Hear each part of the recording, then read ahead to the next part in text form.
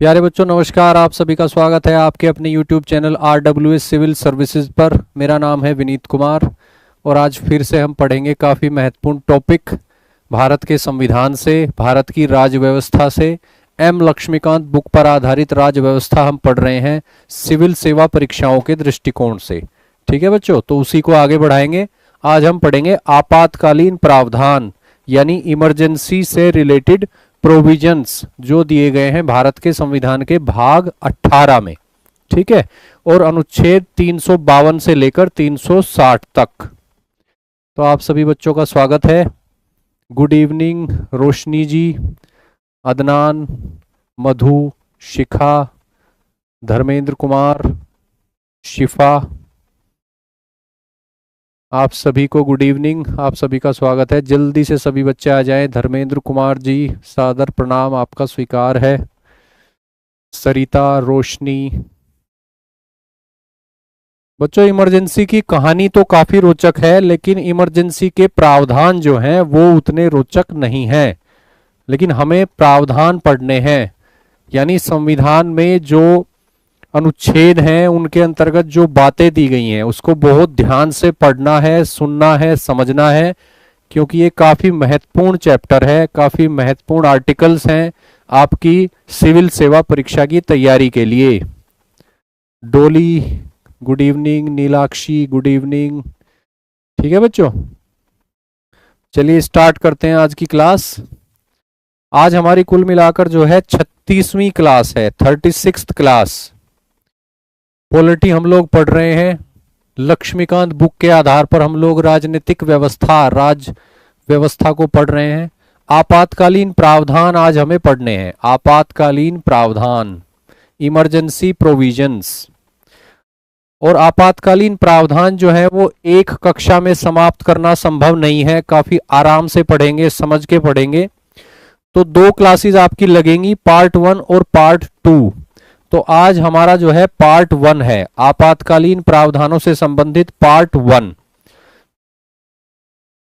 आपातकालीन प्रावधानों से संबंधित पार्ट 2 जो है हम कल की क्लास में कवर करेंगे इसी समय 8 बजे। ठीक है बच्चों, स्टार्ट करते हैं आज की क्लास। आपातकालीन प्रावधान यानी इमरजेंसी से रिलेटेड प्रोविजंस, इमरजेंसी प्रोविजंस।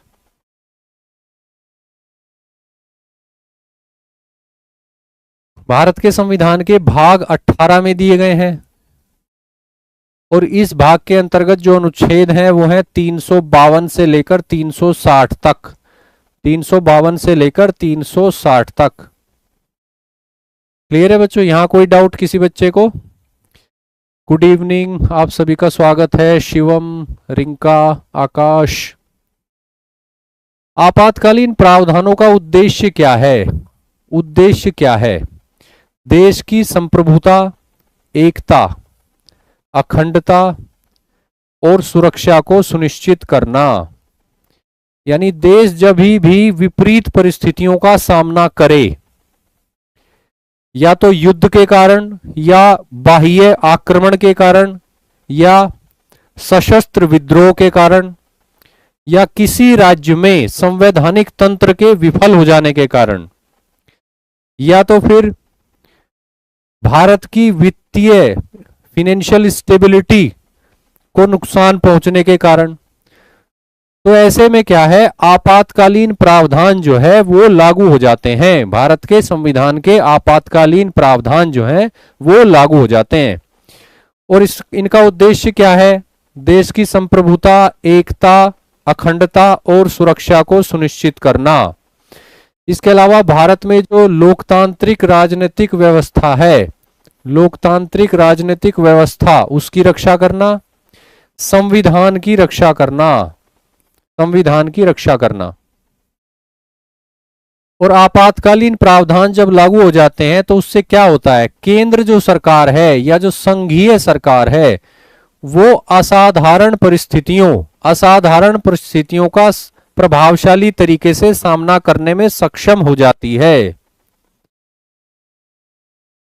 जब विपरीत परिस्थितियां देश के सामने आती है तो आपातकालीन प्रावधान लागू हो जाते हैं अगर, तब क्या होता है, केंद्र सरकार असाधारण परिस्थितियों, एबनॉर्मल सिचुएशंस, एबनॉर्मल कंडीशंस का प्रभावशाली तरीके से सामना करने में सक्षम हो जाती है।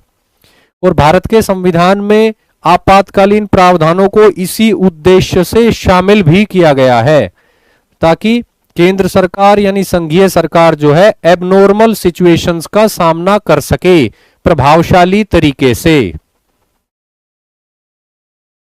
ठीक है बच्चों, आपातकाल के दौरान क्या होता है? आपातकाल के दौरान अगर बात करें आमतौर पर तो क्या हो जाता है, क्या परिवर्तन होते हैं? केंद्र सरकार जो है वो सर्वशक्तिशाली बन जाती है। केंद्र सरकार जो है वो सर्वशक्तिशाली बन जाती है, यानी कि ऑल पावरफुल।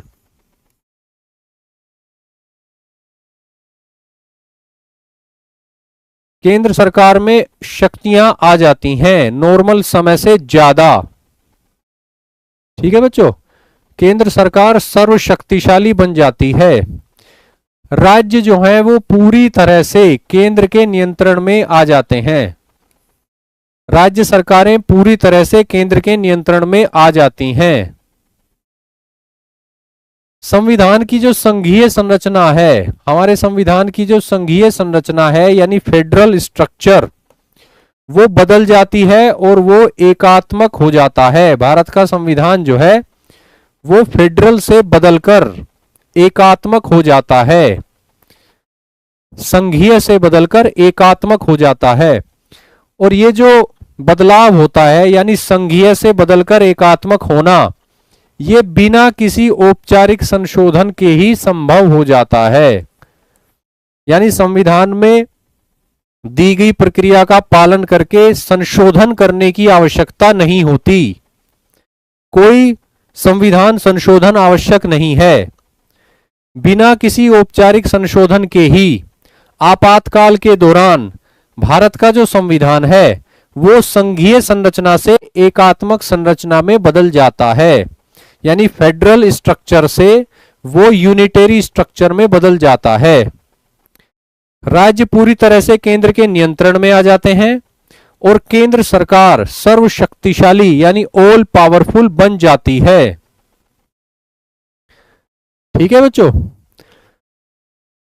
क्या क्या प्रभाव पड़ता है आपातकाल के लागू होने का? फंडामेंटल राइट पे क्या प्रभाव पड़ता है? केंद्र राज्य संबंधों पे क्या प्रभाव पड़ता है? लोकसभा और विधानसभा के कार्यकाल पर क्या प्रभाव पड़ता है? ये आज की क्लास में हम देखेंगे डिटेल में। ठीक है बच्चे, तो सभी बच्चे जो हैं क्लास के अंत तक बहुत ही फोकस करके बने रहें। हम काफी महत्वपूर्ण चीजें देखने वाले हैं। आर्टिकल 352 से संबंधित सभी पहलुओं को आज की क्लास में हम लोग देखेंगे, यानी जिसको बोला जाता है राष्ट्रीय आपातकाल, नेशनल इमरजेंसी बोला जाता है। आर्टिकल 352 के अंतर्गत घोषित की जाने वाली आपातकालीन परिस्थितियों को, तो उनको हम आज काफी डिटेल में अच्छे से देखेंगे। ठीक है बच्चों, आपातकाल के 3 प्रकार हैं हमारे संविधान में। आपातकाल के 3 प्रकार हैं।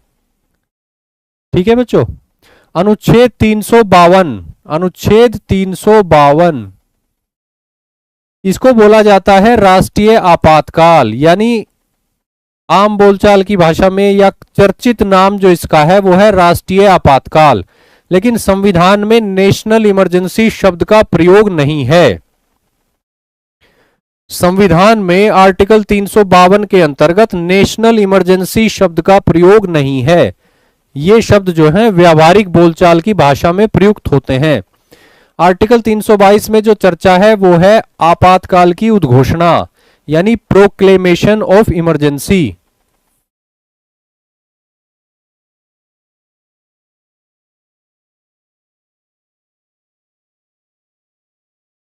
Proclamation of emergency.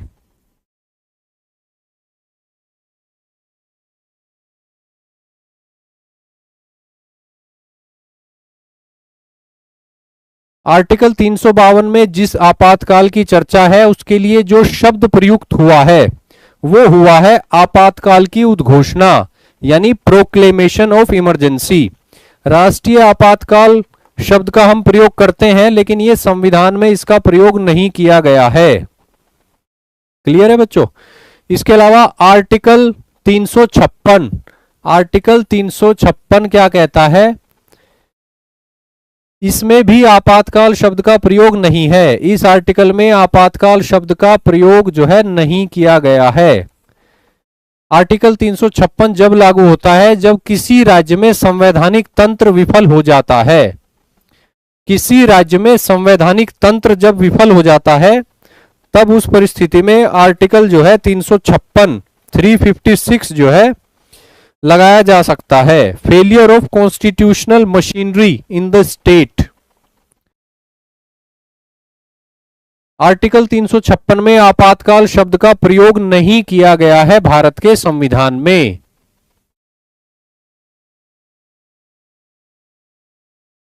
आर्टिकल 356 के अंतर्गत जो प्रावधान लागू किया जाता है उसको जो है आम भाषा में या लोकप्रिय भाषा में राष्ट्रपति शासन भी बोल देते हैं, इसको राज्य आपातकाल भी बोल देते हैं और इसको संवैधानिक आपातकाल भी बोल देते हैं।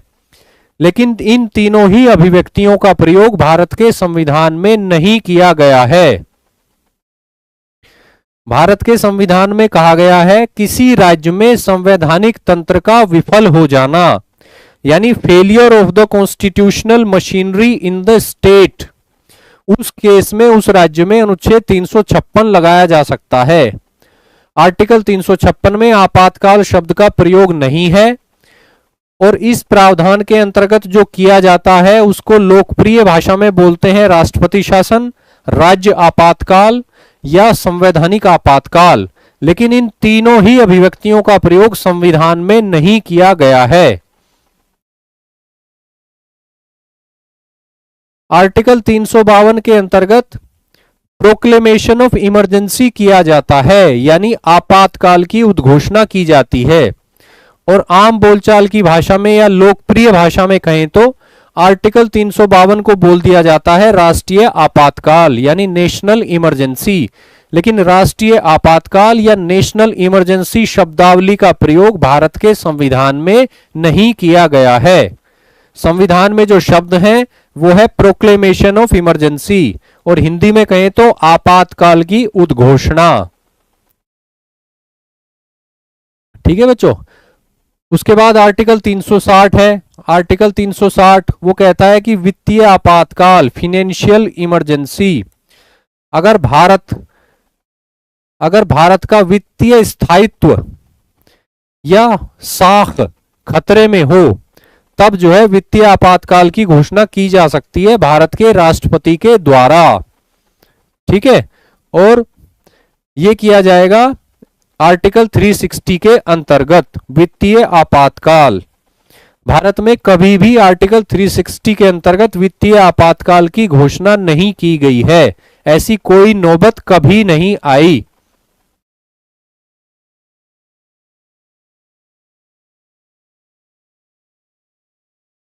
ठीक है बच्चों।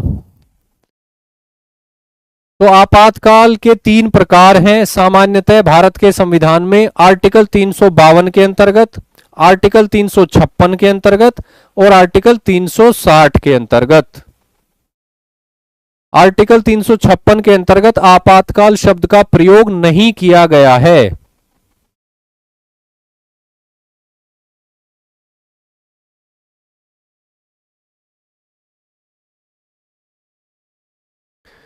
चलिए आगे बढ़ते हैं, पढ़ते हैं आर्टिकल 352 के अंतर्गत आपातकाल की उद्घोषणा।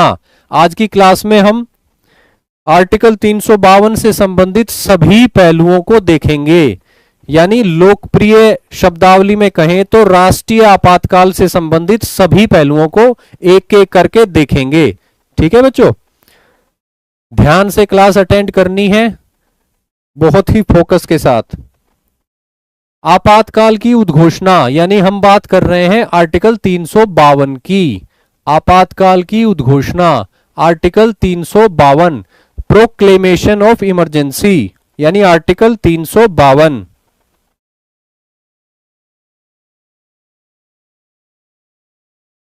अनुच्छेद 352 के अंतर्गत, अनुच्छेद 352 के अंतर्गत राष्ट्रपति के द्वारा आपातकाल की उद्घोषणा की जाती है। आर्टिकल 352 के अंतर्गत राष्ट्रपति के द्वारा आपातकाल की उद्घोषणा की जाती है, यानी कि प्रोक्लेमेशन ऑफ इमरजेंसी किया जाता है। 3 आधारों पर वर्तमान जो परिस्थिति है, यानी कि 44वां संविधान संशोधन 1978, 44वां संविधान संशोधन 1978 के लागू होने से बाद की जो स्थिति है वो ये है कि आर्टिकल 352 के अंतर्गत 3 आधारों पर राष्ट्रपति के द्वारा आपातकाल की उद्घोषणा की जा सकती है।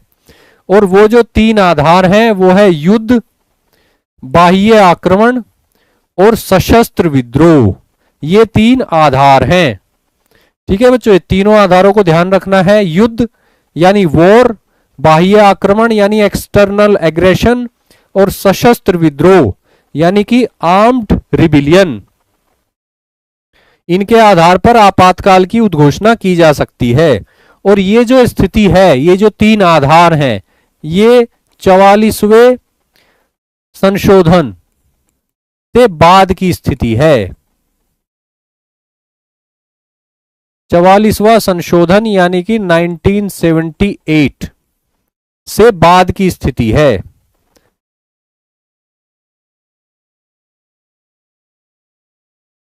क्लियर है बच्चों, कोई डाउट यहां पे?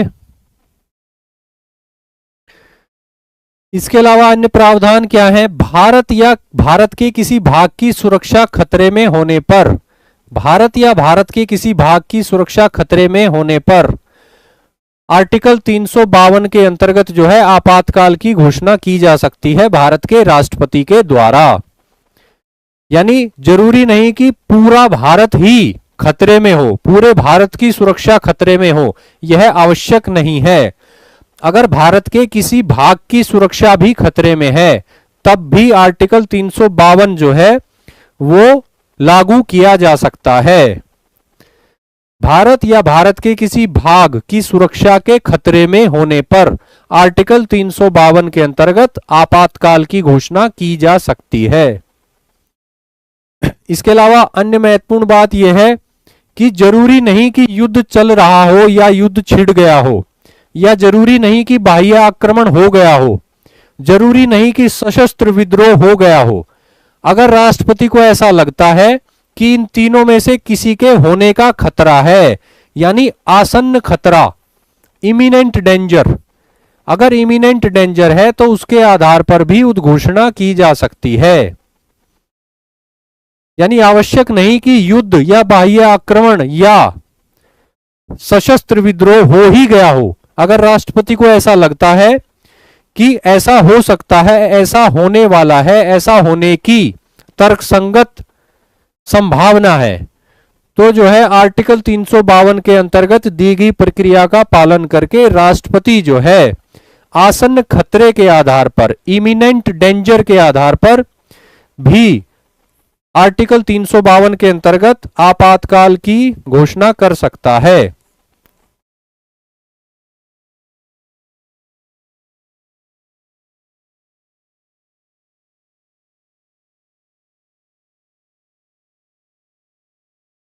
इमिनेंट डेंजर यानी आसन्न खतरे, आसन्न खतरे के आधार पर भी उद्घोषणा की जा सकती है। इसके अलावा अलग अलग आधारों पर, अलग अलग आधारों पर अलग अलग उद्घोषणा भी की जा सकती है। यानी एक समय में एक से अधिक उद्घोषणा भी लागू हो सकती हैं। ऐसी परिस्थिति आ सकती है कि एक आधार पर कोई उद्घोषणा पहले से लागू हो और उसी के दौरान किसी दूसरे आधार पर दूसरी उद्घोषणा कर दी जाए। ठीक है बच्चों, यानी अलग अलग आधारों पर अलग अलग उद्घोषणाएं एक ही समय में लागू हो, यह संभव है। इसकी अनुमति भारत का संविधान देता है।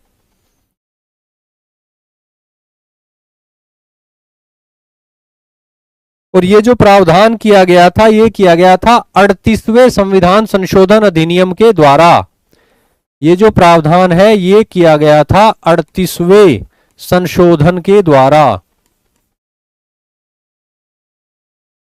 और ये संशोधन हुआ था 1975 में।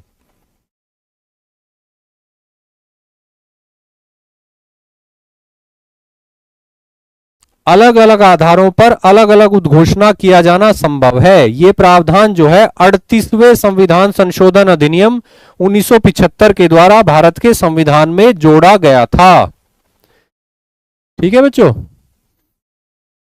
चलिए आगे बढ़ते हैं। आपातकाल की उद्घोषणा को हम पढ़ रहे हैं आर्टिकल 352 के अंतर्गत। आपातकाल की उद्घोषणा को ही आगे बढ़ाते हैं।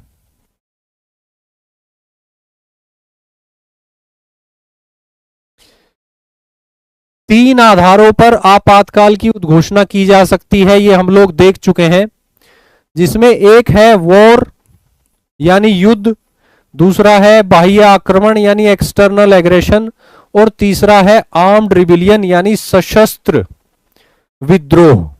ठीक है बच्चों, अब एक और कैटेगराइजेशन है आपातकाल का आर्टिकल 352 के अंतर्गत ही, वो है बाह्य आपातकाल। बाह्य आपातकाल, एक्सटर्नल इमरजेंसी। एक्सटर्नल इमरजेंसी, बाह्य आपातकाल, एक्सटर्नल इमरजेंसी बोला जाएगा अगर आपातकाल की घोषणा हुई है युद्ध के आधार पर या तो घोषणा हुई है बाह्य आक्रमण के आधार पर। और आंतरिक आपातकाल, आंतरिक आपातकाल बोला जाता है जब घोषणा हुई हो सशस्त्र विद्रोह के आधार पर। क्लियर है बच्चों? बाह्य आपातकाल यानी एक्सटर्नल इमरजेंसी बोला जाएगा आर्टिकल 352 के अंतर्गत यदि घोषणा हुई हो युद्ध के आधार पर या बाह्य आक्रमण के आधार पर। ठीक है, और आंतरिक आपातकाल बोला जाएगा यदि आर्टिकल 352 के अंतर्गत आपातकाल की उद्घोषणा हुई हो सशस्त्र विद्रोह के आधार पर, यानी कि आर्म्ड रिबिलियन के आधार पर। यह कैटेगराइजेशन आपको क्लियर है बच्चों?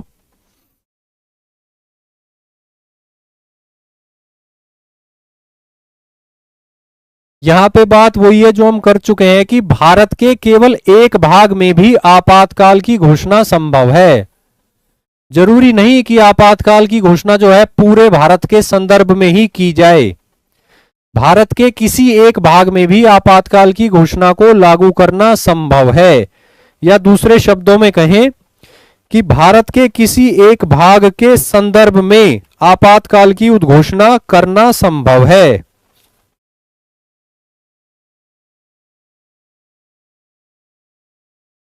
और ये जो प्रावधान जोड़ा गया था, ये जोड़ा गया था 42वें संविधान संशोधन अधिनियम के अंतर्गत। 42वां संशोधन।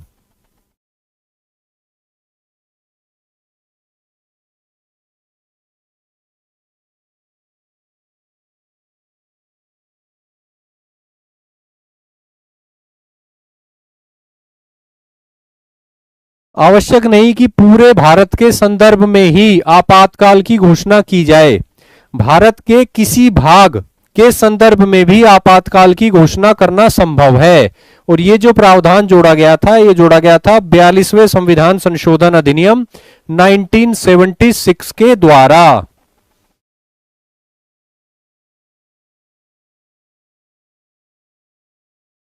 शिवम जी, आपको क्या डाउट है? क्या पूछना चाहते हैं आप दोबारा? तीन आधारों पर आपातकाल की उद्घोषणा की जाती है आर्टिकल 352 के अंतर्गत। आपातकाल की उद्घोषणा की बात हो रही है, यानी कि आर्टिकल 352 की बात हो रही है, प्रोक्लेमेशन ऑफ इमरजेंसी। ठीक है बच्चों, तो तीन आधार में जो दो आधार हैं वो बाहर से जुड़े हुए हैं, देश से बाहर से जुड़े हुए हैं, यानी युद्ध। युद्ध होगा तो किसी बाहर के देश के साथ होगा, अगर बाहर से आक्रमण होगा तो भी बाहर से ही आक्रमण हो रहा है, तो यहां पे इसको बोला जाता है एक्सटर्नल इमरजेंसी, बाह्य आपातकाल। और अगर देश के अंदर सशस्त्र विद्रोह होता है तो उसको बोला जाएगा आंतरिक आपातकाल। यानी आर्टिकल 352 के अंतर्गत जो है दो आधार पे हम देख सकते हैं आपातकाल को, बाह्य आपातकाल और आंतरिक आपातकाल।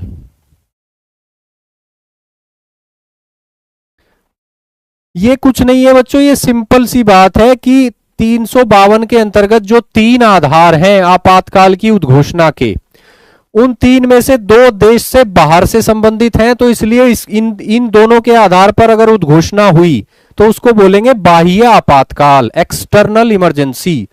और अगर आर्म्ड रिबिलियन जो कि देश के अंदर से संबंधित है, अगर उसके आधार पर आपातकाल की उद्घोषणा हुई तो उसको बोलेंगे आंतरिक आपातकाल, इंटरनल इमरजेंसी। ये बहुत ही सिंपल बात है, ठीक है बच्चों। चलिए, तीन आधार जिन पे आपातकाल की उद्घोषणा की जा सकती है आर्टिकल 352 के अंतर्गत, वो मैंने आपको क्लियर कर दिए। तो ये क्लियर है आपको कि अब जो स्थिति है उसके अंतर्गत आंतरिक अशांति के आधार पर उद्घोषणा संभव नहीं है।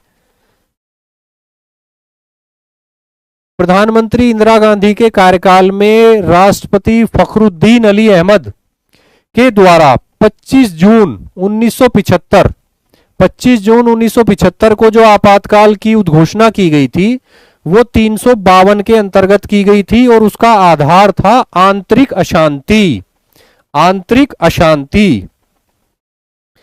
ठीक है बच्चों, तो उस समय आंतरिक अशांति के आधार पर उद्घोषणा की जा सकती थी।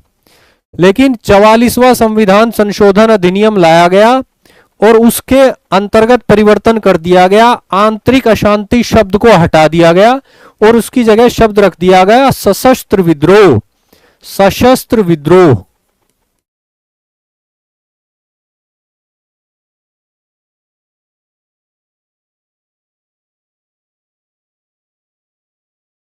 सशस्त्र विद्रोह। और ये जो परिवर्तन किया गया ये कब किया गया? ये किया गया 44वां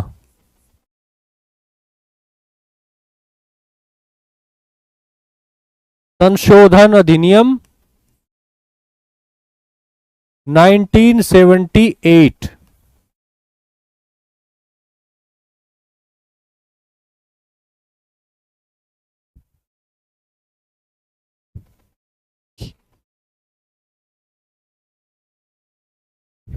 ठीक है बच्चों, क्लियर है? 44वां संविधान संशोधन 1978 होने के बाद से की स्थिति यह है कि अब आंतरिक अशांति के आधार पर उद्घोषणा संभव नहीं है। सशस्त्र विद्रोह ये शब्द रख दिया गया था आंतरिक अशांति शब्द को हटाकर उसके स्थान पर। ठीक है बच्चों,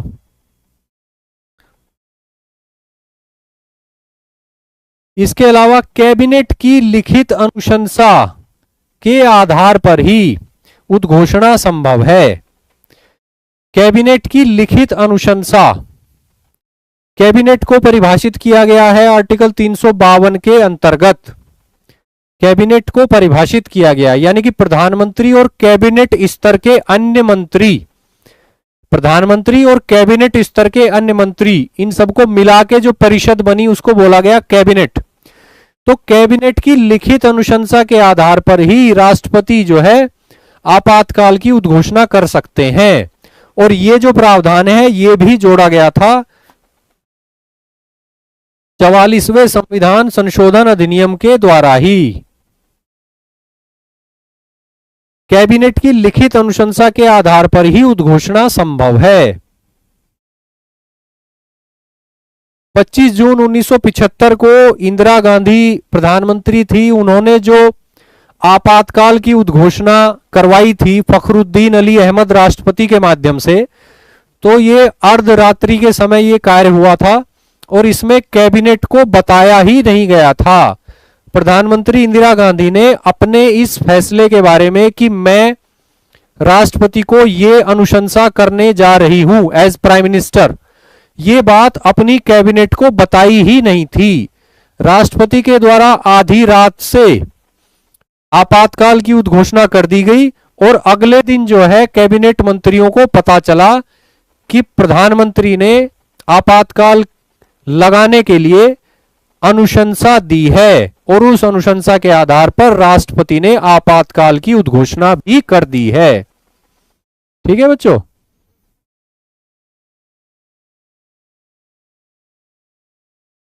आंतरिक अशांति के स्थान पर सशस्त्र विद्रोह कर दिया गया क्योंकि आंतरिक अशांति जो है ना वो उसकी कोई परिभाषा नहीं है, वो स्पष्ट नहीं है।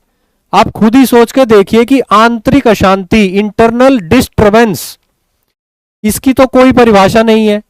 सशस्त्र विद्रोह की परिभाषा है कि पूरी तरह से संगठित विद्रोह हो जाए राज्य के खिलाफ, सरकार के खिलाफ, सशस्त्र विद्रोह। तो इसलिए दो ऐसे शब्दों को हटा दिया गया जिनकी तरह तरह की व्याख्या की जाना संभव था। यानी आंतरिक अशांति की कोई स्पष्ट परिभाषा नहीं की जा सकती। कई तरह की चीजों को कई तरह के लोग अलग अलग तरीके से आंतरिक अशांति में शामिल कर सकते हैं। बोल सकते हैं कि ये भी आंतरिक अशांति है, ये भी इंटरनल डिस्टरबेंस है, ये गतिविधियां भी इंटरनल डिस्टरबेंस है। तो इसलिए उस अस्पष्ट शब्दावली को हटा दिया गया और उसके स्थान पर थोड़ा ज्यादा क्लियर, ज्यादा स्पष्ट शब्दावली को रखा गया, यानी सशस्त्र विद्रोह। ठीक है बच्चों।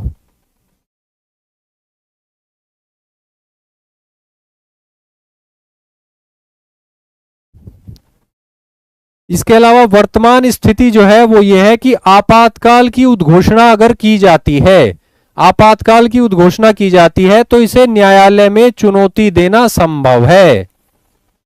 इसको न्यायालय में चुनौती देना संभव है। हालांकि 38वां जो संविधान संशोधन था, 38वां संविधान संशोधन अधिनियम 1975, उसमें यह प्रावधान जोड़ा था सरकार ने भारत के संविधान में कि आपातकाल की उद्घोषणा की न्यायिक समीक्षा नहीं हो सकती। यानी आपातकाल की उद्घोषणा अगर राष्ट्रपति करते हैं भारत के संविधान के अनुच्छेद 352 के अंतर्गत, तो किसी भी न्यायालय में इसको चुनौती नहीं दी जा सकती। यह बात जोड़ दी गई थी भारत के संविधान में 38वें संविधान संशोधन अधिनियम के द्वारा 1975 में। लेकिन बाद में जब 44वां संविधान संशोधन लाया गया 1978 में, 44वां संविधान संशोधन लाया गया 1978 में, तो इस बात को हटा दिया गया, संविधान से उन शब्दों को डिलीट कर दिया गया, हटा दिया गया। और वर्तमान स्थिति तो यह है कि 1980 का मिनर्वा मिल्स मामला, 1980 का सुप्रीम कोर्ट में एक मामला आया था, मिनर्वा मिल्स मामला, काफी महत्वपूर्ण मामला है ये। इसमें अनेक बात कही गई सुप्रीम कोर्ट के द्वारा जो काफी महत्वपूर्ण है। इन्हीं में एक बात थी कि आर्टिकल 352 के अंतर्गत जो है, अगर आपातकाल की उद्घोषणा की जाती है भारत के राष्ट्रपति के द्वारा, तो उसको न्यायालय में चुनौती दी जा सकती है, न्यायालय में उसको चुनौती देना संभव है। ठीक है बच्चों। तो कुल मिला के 44वें संविधान संशोधन 1978 के बाद संविधान में ऐसी कोई बात नहीं है कि आपातकाल की उद्घोषणा को न्यायालय में चुनौती नहीं दी जा सकती। ऐसी बात हालांकि जोड़ी गई थी 38वें संविधान संशोधन अधिनियम के द्वारा 1975 में, लेकिन 44वें संविधान संशोधन अधिनियम 1978 के द्वारा वो बात संविधान से हटा दी गई थी। ठीक है। और इसके बाद वर्ष 1980 में मिनर्वा मिल्स मामले में भारत के उच्चतम न्यायालय ने कहा कि आर्टिकल 352 के अंतर्गत राष्ट्रपति द्वारा आपातकाल की उद्घोषणा को न्यायालय में चुनौती दी जा सकती है, न्यायालय उसकी समीक्षा कर सकता है, जुडिशियल रिव्यू पॉसिबल है प्रोक्लेमेशन ऑफ इमरजेंसी का। क्लियर है बच्चों। इसके अलावा यह बात हम कर चुके हैं कि भारत के किसी एक भाग में भी आपातकाल की उद्घोषणा को लागू किया जा सकता है। आवश्यक नहीं है कि भारत के एक भाग में कोई समस्या है, उसकी सुरक्षा खतरे में है और पूरे भारत में आपातकाल लगाया जाए, ऐसे प्रावधान नहीं है। और ये जो प्रावधान जोड़ा गया था कि भारत के किसी एक भाग में भी आपातकाल की उद्घोषणा को लागू किया जा सकता है, ऐसा किया गया था 42वें संविधान संशोधन के द्वारा 1976 में।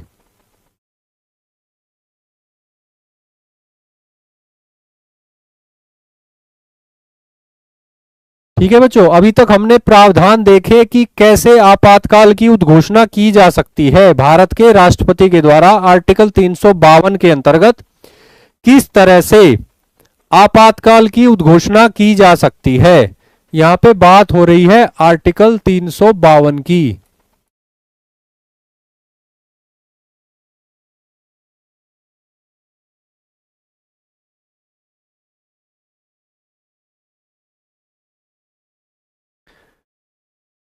अब देख लेते हैं संसदीय अनुमोदन तथा समयावधि।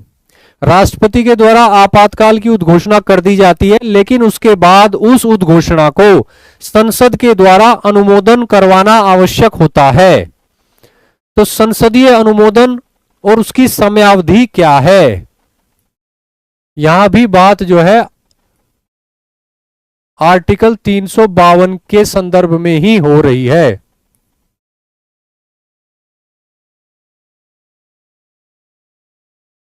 जब राष्ट्रपति के द्वारा आर्टिकल 352 के अंतर्गत आपातकाल की उद्घोषणा कर दी जाती है, तो उसके बाद इस उद्घोषणा का संसद के दोनों सदनों के द्वारा दोनों सदनों में अनुमोदन आवश्यक है। और ये अनुमोदन जो है 1 महीने के अंतर्गत हो जाना चाहिए। 1 महीने का समय दिया गया है। 1 माह के अंतर्गत 1 माह के अंदर अंदर संसद के दोनों सदनों के द्वारा राष्ट्रपति की उद्घोषणा का अनुमोदन हो जाना चाहिए। ठीक है बच्चों।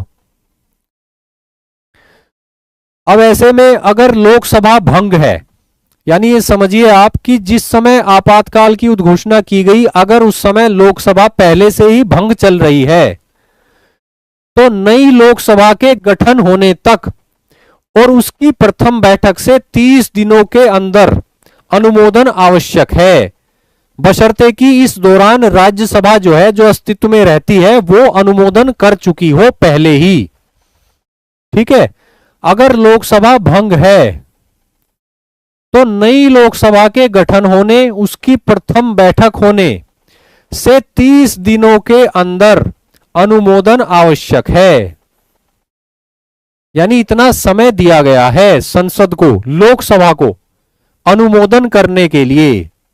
अगर 30 दिनों के अंदर नई लोकसभा अनुमोदन नहीं करती, तो राष्ट्रपति को अपनी उद्घोषणा वापस लेनी होगी।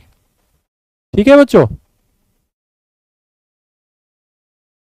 पहले ये 2 महीने का समय होता था। 44वें संविधान संशोधन अधिनियम 1978 के द्वारा इस समय को घटाकर 1 महीना कर दिया गया है। अनु गौतम जी, यानी कि ये जो 1 महीने का समय किया गया है, ये किया गया है 44वां संशोधन के द्वारा।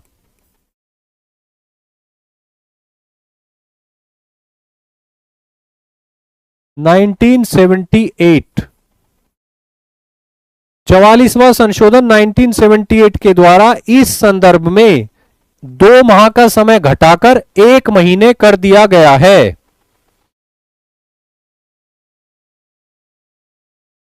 अनुमोदन मतलब सहमति, अनुमोदन मतलब सहमति देना। प्रस्ताव आएगा, उस प्रस्ताव को पारित कर देना। अनुमोदन मतलब उसको अपनी सहमति दे देना, स्वीकार कर लेना। संकल्प आएगा, उसको स्वीकार कर लेना, उसको पारित कर देना।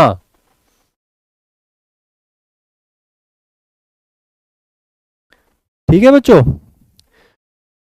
उसके बाद अनुमोदन अगर हो जाता है संसद के दोनों सदनों के द्वारा, तो फिर कितने समय तक आपातकाल की उद्घोषणा लागू रहेगी, इस संबंध में भी प्रावधान है। एक बार अनुमोदन के बाद, एक बार संसद के दोनों सदनों ने संविधान में दी गई प्रक्रिया का पालन करके राष्ट्रपति की उद्घोषणा से संबंधित प्रस्ताव यानी संकल्प को पारित कर दिया, तो उसके बाद जो है आपातकाल 6 महीने तक लागू रह सकता है। उसके बाद आपातकाल जो है वो 6 महीने तक जारी रहेगा, लागू रहेगा, सिर्फ 6 महीने तक। ठीक है बच्चों। अगर 6 महीने से आगे फिर चाहती है सरकार कि उसको बढ़ाया जाए, आपातकाल की उद्घोषणा 6 महीने के बाद भी लागू रहे, तो इन 6 महीनों के दौरान ही फिर से संसद का अनुमोदन लेना होगा, संसद के दोनों सदनों का अनुमोदन प्राप्त करना होगा, उनकी सहमति प्राप्त करनी होगी। ठीक है बच्चों। यानी प्रत्येक 6 महीने में संसद का अनुमोदन लेकर अनिश्चित काल तक जारी रखना संभव है, यानी कोई मैक्सिमम टाइम लिमिट नहीं है। आर्टिकल 352 के अंतर्गत आपातकाल की उद्घोषणा कुल मिलाकर कितने समय तक लागू रहेगी, ऐसा कोई टाइम फ्रेम नहीं है, टाइम लिमिट नहीं है, अनिश्चित काल तक लागू रह सकती है। लेकिन शर्त सिर्फ यही है कि एक बार संसद के दोनों सदनों से सहमति प्राप्त करने के बाद केवल 6 महीने तक लागू रहेगी।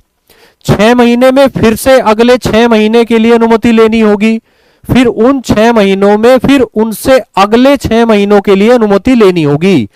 यानी प्रत्येक 6 महीने में संसद से अनुमोदन एक बार अवश्य कराना होगा, संसद के दोनों सदनों से, और उसके बाद जो है इसको अनिश्चित काल तक जारी रखा जा सकता है। ऐसे 6-6 महीने जोड़कर 6-6 महीने के लिए एक बार में इसकी समयावधि को बढ़ाकर। और ये जो पीरियोडिक पार्लियामेंट्री अप्रूवल है, यानी समय समय पर अप्रूवल, संसद का हर 6 महीने के बाद अप्रूवल, ये भी 44वें संविधान संशोधन अधिनियम के द्वारा ही जोड़ा गया था। यानी ये जो दो बातें हैं, ये वाली और ये वाली, ये भी 44वें संशोधन द्वारा ही जोड़ी गई थी।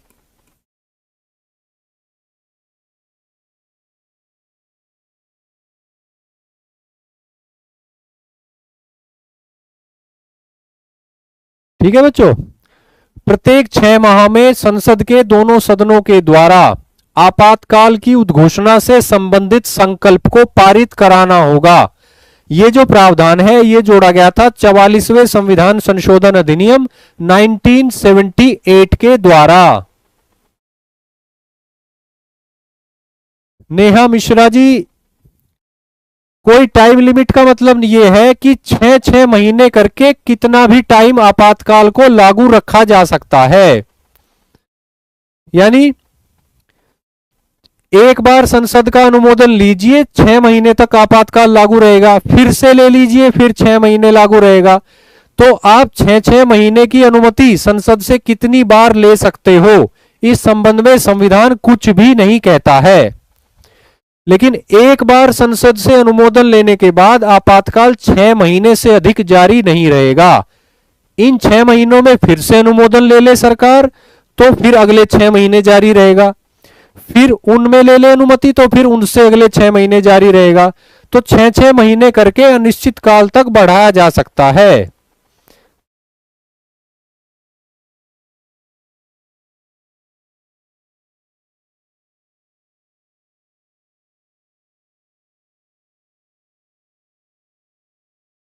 ठीक है बच्चों, चलिए आगे बढ़ते हैं। और कई सारे प्रावधान हैं इसी से संबंधित। संसदीय अनुमोदन तथा समयावधि, आर्टिकल 352। संसदीय अनुमोदन तथा समयावधि, इससे संबंधित और भी कई सारी बातें हैं।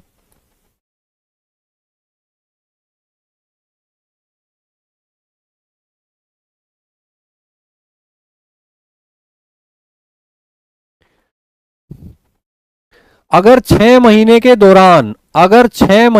दौरान लोकसभा भंग हो जाए तो वही बात फिर यहां भी लागू होती है कि नई लोकसभा की प्रथम बैठक से 30 दिनों का समय दिया जाएगा।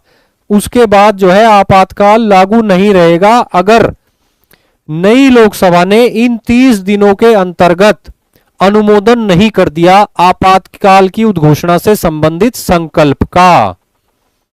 ठीक है बच्चों, अगर 6 महीने के दौरान लोकसभा भंग हो गई और सरकार चाहती है कि आपातकाल की उद्घोषणा को 6 महीने के लिए और बढ़ाया जाए, तो ऐसे में नई लोकसभा की प्रथम बैठक से 30 दिनों तक का समय सरकार के पास रहेगा कि वो लोकसभा से अनुमोदन करा दे, नई लोकसभा से अनुमोदन करा दे आपातकाल की उद्घोषणा का, बशर्ते कि इस समय से पहले राज्यसभा के द्वारा अनुमोदन कर दिया गया हो। क्योंकि दोनों संसद के दोनों सदनों से ही अनुमोदन आवश्यक है ना, किसी एक सदन के अनुमोदन से काम नहीं चलेगा। तो अगर लोकसभा भंग है तो इस दौरान राज्यसभा अनुमोदन कर दे, प्लस जो है नई लोकसभा की प्रथम बैठक से 30 दिनों तक का समय दिया जाएगा नई लोकसभा को, कि वो जो है अगर चाहे तो आपातकाल की उद्घोषणा का अनुमोदन कर सकती है। और अगर ऐसा हो जाता है तो फिर से 6 महीने के लिए आपातकाल की उद्घोषणा बढ़ जाएगी, अगले 6 महीने भी वो लागू रहेगी। इसके अलावा देख लेते हैं कि ये जो संकल्प हैं जिन पर अनुमोदन किया जाता है, आपातकाल से संबंधित प्रत्येक संकल्प वो संसद के प्रत्येक सदन के द्वारा विशेष बहुमत से पारित होना चाहिए, विशेष बहुमत से पारित होना चाहिए। यानी जब आपातकाल की उद्घोषणा करी जाती है और उसके बाद 1 महीने के अंदर अंदर संसद के दोनों सदनों के द्वारा अनुमोदन आवश्यक होता है, तो वहां पे भी जो संकल्प पे वोटिंग होगी उसके लिए विशेष बहुमत आवश्यक होगा।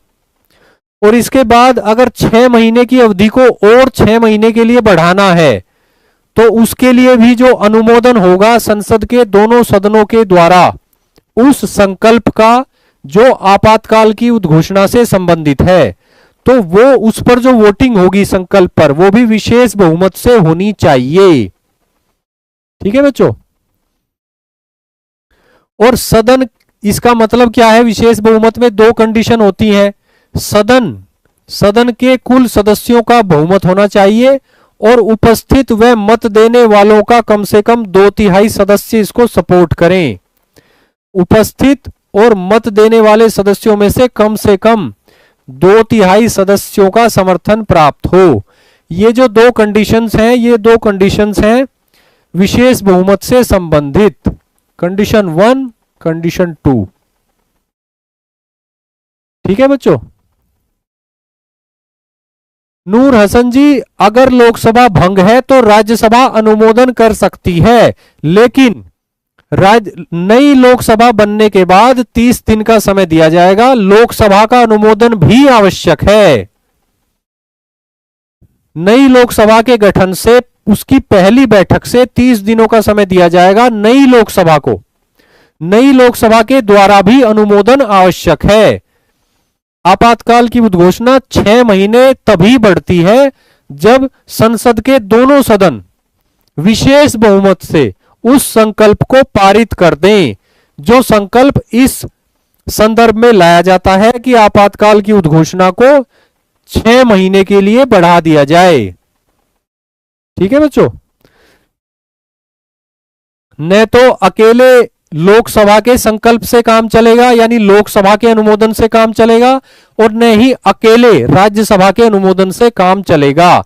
संसद के दोनों सदनों के द्वारा अनुमोदन आवश्यक है।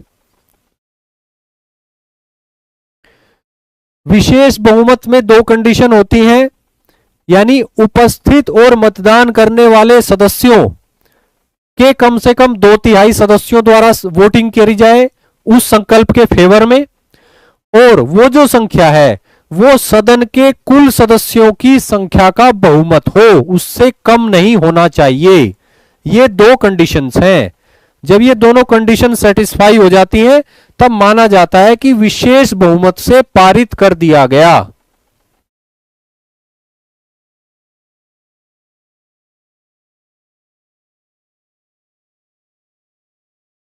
ठीक है बच्चों। तो ये संसदीय अनुमोदन और कितनी समयावधि के लिए अनुमोदन करने के बाद लागू रहता है आपातकाल, इस संबंध में प्रावधान हमारे सामने है। ठीक है बच्चों।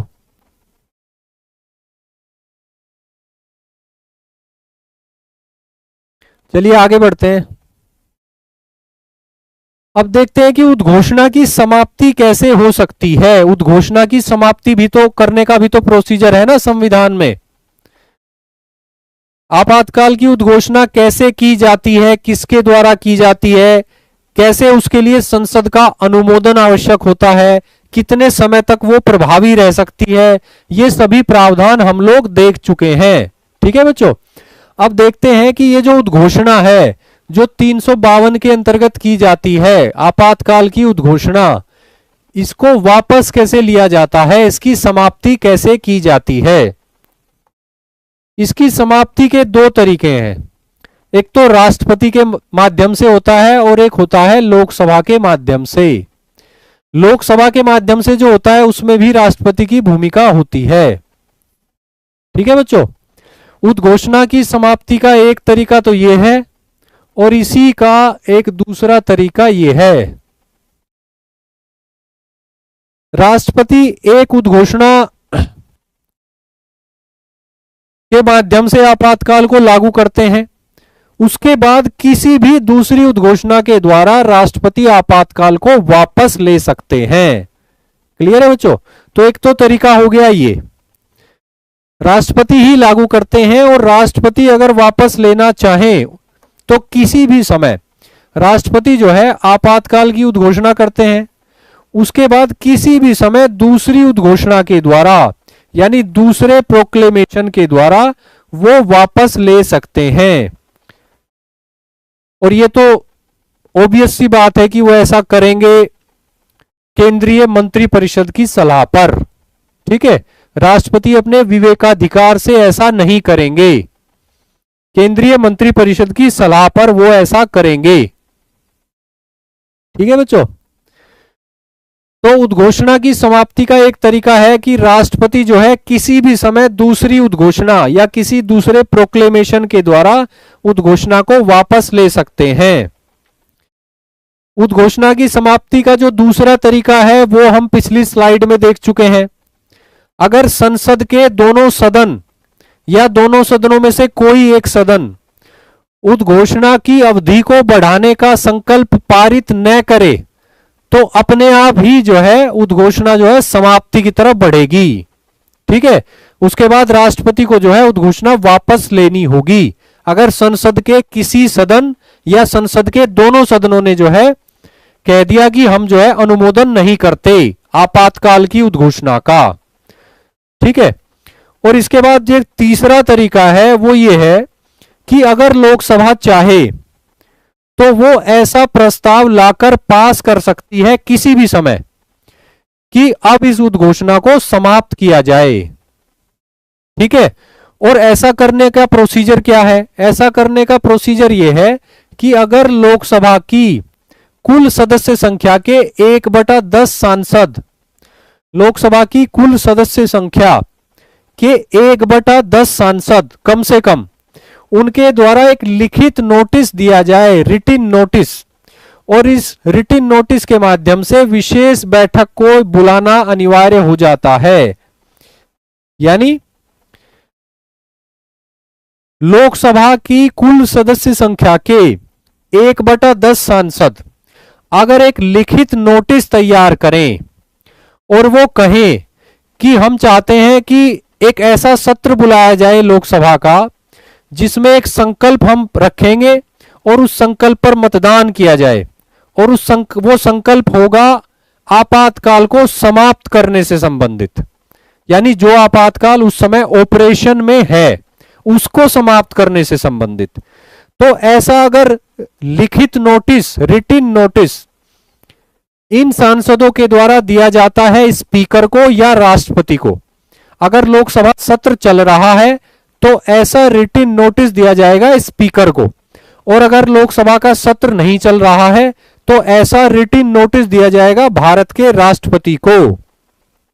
ठीक है, अगर ऐसा रिटिन नोटिस प्राप्त होता है स्पीकर को या भारत के राष्ट्रपति को तो उनकी ये संवैधानिक जिम्मेदारी है कि वो 14 दिनों के अंदर लोकसभा का एक विशेष सत्र बुलाएं, एक विशेष बैठक का आयोजन करें। ठीक है बच्चों, 14 डेज का टाइम होगा, या तो स्पीकर को देंगे ये रिटिन नोटिस या दिया जाएगा ये प्रेसिडेंट को।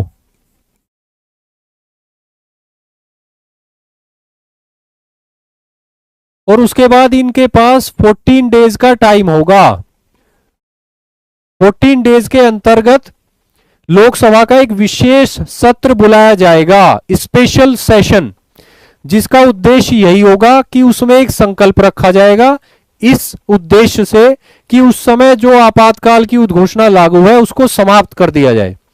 अगर वो संकल्प पारित हो जाता है तो फिर राष्ट्रपति बाध्य है एक ऐसा प्रोक्लेमेशन जारी करने के लिए जो पहले से चली आ रही उद्घोषणा को समाप्त कर दे। क्लियर है बच्चों? और यही बात यहां पे हो रही है, इस प्रक्रिया के द्वारा लोकसभा ऐसा कर सकती है। यानी लोकसभा जो है आपातकाल के जारी रहने के प्रस्ताव को निरस्त कर सकती है। यहां पे जो प्रक्रिया दी गई है उसके बाद विशेष सत्र जो बुलाया जाएगा उसमें लोकसभा ऐसा कर सकती है। तो कुल मिला के दो तरीके हो गए, एक तो राष्ट्रपति के माध्यम से और एक लोकसभा के माध्यम से। यहां पर राज्यसभा की भूमिका नहीं है, सिर्फ लोकसभा की बात हो रही है। ठीक है बच्चों, लोकसभा जो है वो आपातकाल के जारी रहने के प्रस्ताव को निरस्त कर सकती है स्पेशल सेशन में, विशेष सत्र में, जो लोकसभा की कुल सदस्य संख्या के 1/10 सांसदों द्वारा रिटिन नोटिस देकर बुलाया जाए। रिटिन नोटिस दिया जाएगा या तो स्पीकर को अगर लोकसभा सत्र में है, अगर लोकसभा सत्र में नहीं है तो ये रिटिन नोटिस दिया जाएगा प्रेसिडेंट को। और स्पीकर और प्रेसिडेंट की यह जिम्मेदारी होगी कि अगर उन्हें ऐसा रिटिन नोटिस मिलता है तो वो 14 डेज यानी 14 दिनों के अंतर्गत लोकसभा का विशेष सत्र बुलाएंगे। ठीक है,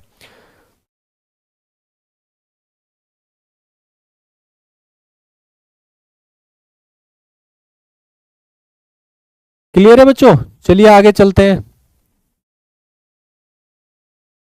संकल्पों में अंतर।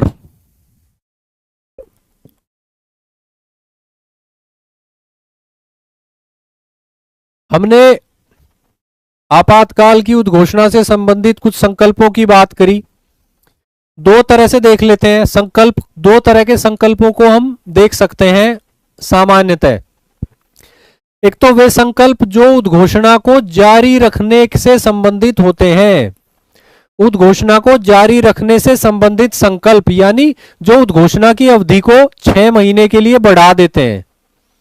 ठीक है, और दूसरे संकल्प हमने वो देखा जो अभी हमने चर्चा की, जो लोकसभा में लाया जाता है, लोकसभा के विशेष सत्र में लाया जाता है, जिसकी बात हमने अभी अभी की रिसेंटली।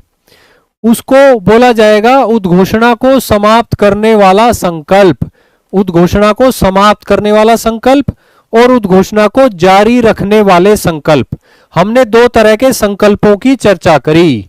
ठीक है बच्चों, इन दोनों संकल्पों में अंतर देख लेते हैं। उद्घोषणा को जारी रखने वाला जो संकल्प है ये जो है संसद के दोनों सदनों में लाया जाता है और वहां पारित होना आवश्यक है। क्लियर है बच्चों? उद्घोषणा को समाप्त करने वाला संकल्प जो है, जो हमने अभी अभी देखा, वो केवल लोकसभा द्वारा पारित होना काफी होता है, केवल लोकसभा के द्वारा पारित होना ही काफी होता है। यह अंतर क्लियर है बच्चों आपको? इसके अलावा उद्घोषणा को जारी रखने वाला जो संकल्प है ये विशेष बहुमत से पारित होना चाहिए संसद के दोनों सदनों में, विशेष बहुमत। जबकि उद्घोषणा को समाप्त करने वाला संकल्प जो है, जिसकी हमने अभी अभी चर्चा की, जो सिर्फ लोकसभा में लाया जाता है, यह साधारण बहुमत से पारित हो जाए तो काम हो जाता है, यानी साधारण बहुमत ही काफी है इसके लिए।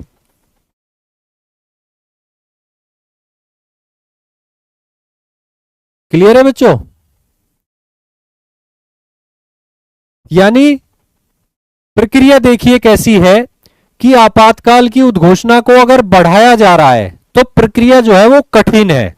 ठीक है, और अगर आपातकाल की उद्घोषणा को समाप्त किया जा रहा है तो प्रक्रिया जो है तुलनात्मक रूप से आसान है।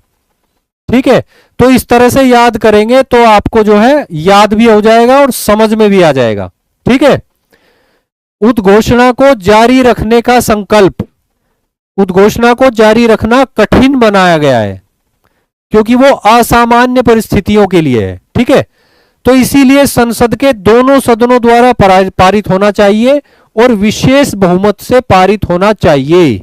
ठीक है, उद्घोषणा को समाप्त करना आसान बनाया गया है।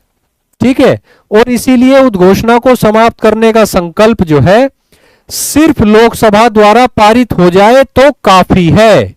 ठीक है, और साधारण बहुमत से पारित हो जाए तो काफी है। ठीक है, अगर ये दोनों कार्य हो जाएं तो फिर राष्ट्रपति जो है वो एक नई उद्घोषणा जारी करते हैं और उस उद्घोषणा के माध्यम से आपातकाल की उद्घोषणा को वापस ले लिया जाता है, वो समाप्त हो जाती है।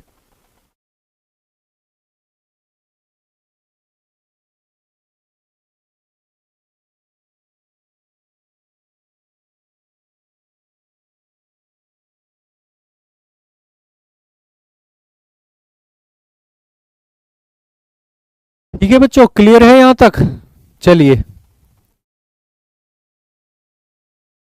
अब देख लेते हैं कि राष्ट्रीय आपातकाल यानी आर्टिकल 352 के अंतर्गत जब आपातकाल की उद्घोषणा करी जाती है तो उसका क्या प्रभाव पड़ता है पॉलिटी पर, राज्य व्यवस्था पर, पॉलिटिकल सिस्टम पर।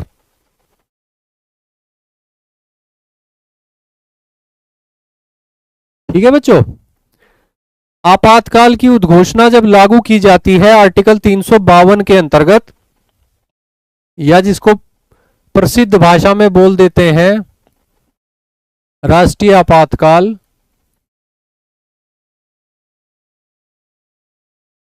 तो केंद्र राज्य संबंधों पर क्या प्रभाव पड़ता है? केंद्र राज्य संबंधों पर क्या प्रभाव पड़ता है?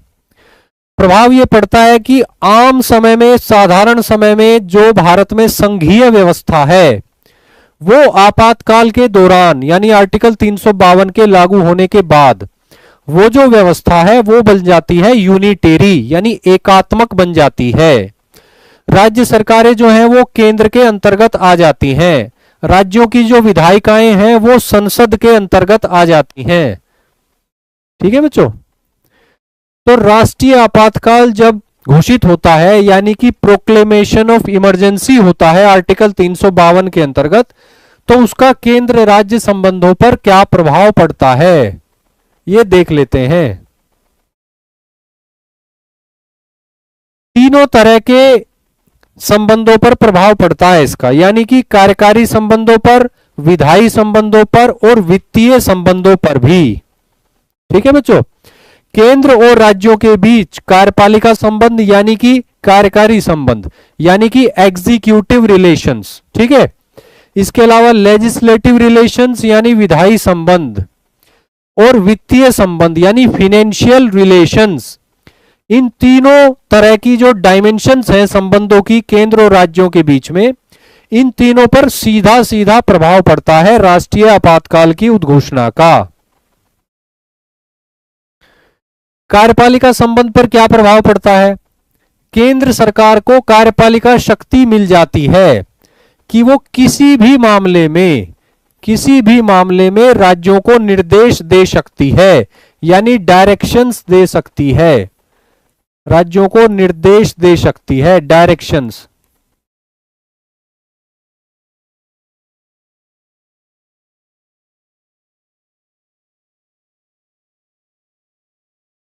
Directions on any matter.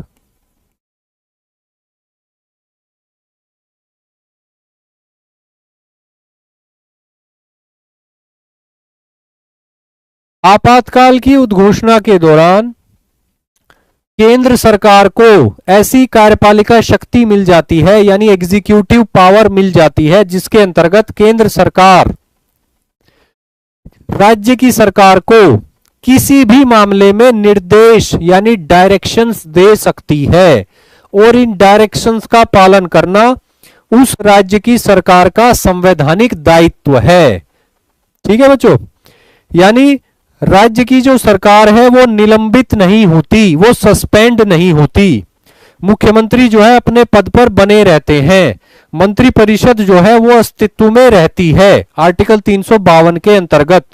ठीक है, लेकिन वो केंद्र के पूर्ण नियंत्रण में आ जाती है। राज्य की कार्यपालिका शक्ति पूरी तरह से केंद्र की कार्यपालिका शक्ति के नियंत्रण में आ जाती है, क्योंकि केंद्र को यह अधिकार मिल जाता है कि वो कार्यपालिका संबंधी मामलों में राज्य सरकार को किसी भी मामले में डायरेक्शन दे सकता है, निर्देश दे सकता है कि ऐसा कीजिए या ऐसा मत कीजिए।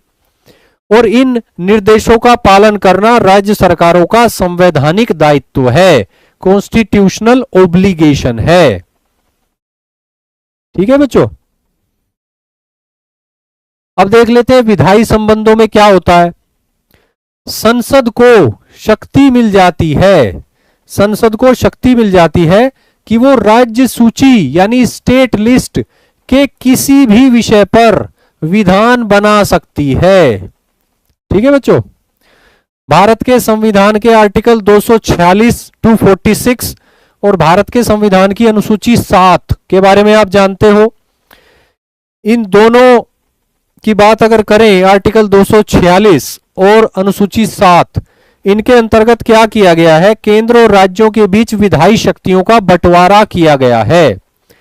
लेकिन विधायी शक्तियों का जो बंटवारा है वो आपातकाल के दौरान लागू नहीं रहता।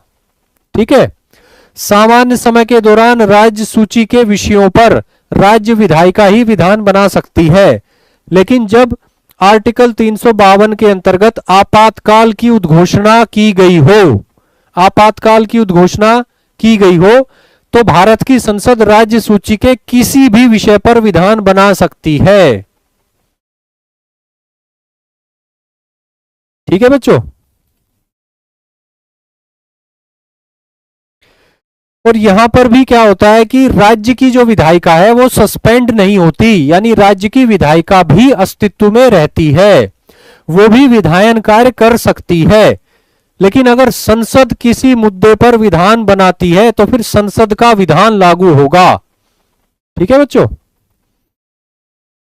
और इसी प्रावधान के अंतर्गत अगर लोकसभा राज्यसभा सत्र में नहीं है तो भारत का राष्ट्रपति जो है वो राज्य सूची के किसी भी विषय पर अध्यादेश भी ला सकता है।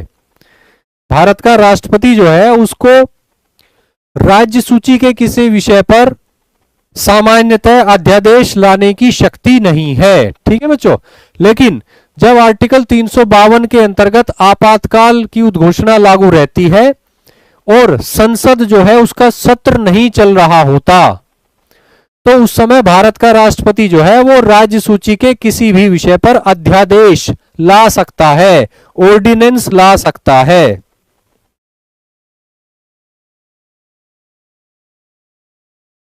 और इस तरह से आप देखते हैं कि भारत का संविधान जो है वो एकात्मक बन जाता है।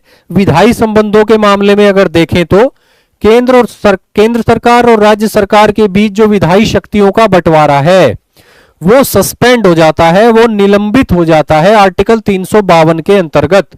और भारत का संविधान जो है वो एक तरह से एकात्मक बन जाता है, एकात्मक प्रकृति का व्यवहार करने लगता है। ठीक है बच्चों, इसके अलावा एक और महत्वपूर्ण बात है कि इस प्रावधान के अंतर्गत संसद के द्वारा जो अधिनियम बनाए जाते हैं राज्य सूची के विषय पर, या भारत के राष्ट्रपति के द्वारा जो अध्यादेश लाया जाता है राज्य सूची के विषय पर, वो अधिनियम या वो अध्यादेश जो है तभी तक लागू रहते हैं जब तक कि आपातकाल की समाप्ति के बाद 6 महीने का समय नहीं बीत जाता।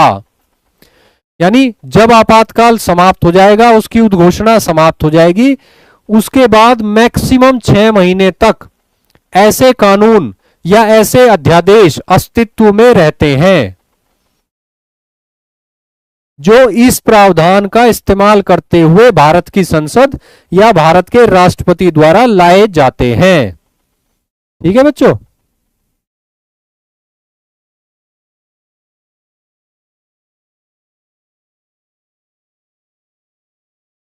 छह महीने के बाद, आपातकाल की समाप्ति के 6 महीने के बाद ऐसे अधिनियम और ऐसे अध्यादेश जो है वो इनऑपरेटिव हो जाते हैं, वो लागू नहीं होते उसके बाद। ठीक है बच्चों, इसमें कोई डाउट वाली बात नहीं है।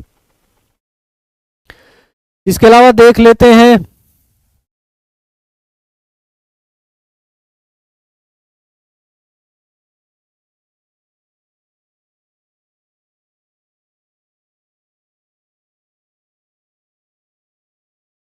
वित्तीय संबंधों पर क्या असर पड़ता है। केंद्र और राज्यों के बीच वित्तीय संबंधों पर क्या असर पड़ता है। जब आर्टिकल 352 के अंतर्गत आपातकाल की उद्घोषणा की गई होती है, ऐसे में क्या होता है कि राष्ट्रपति केंद्र और राज्यों के मध्य करों के संवैधानिक वितरण को संशोधित कर सकता है।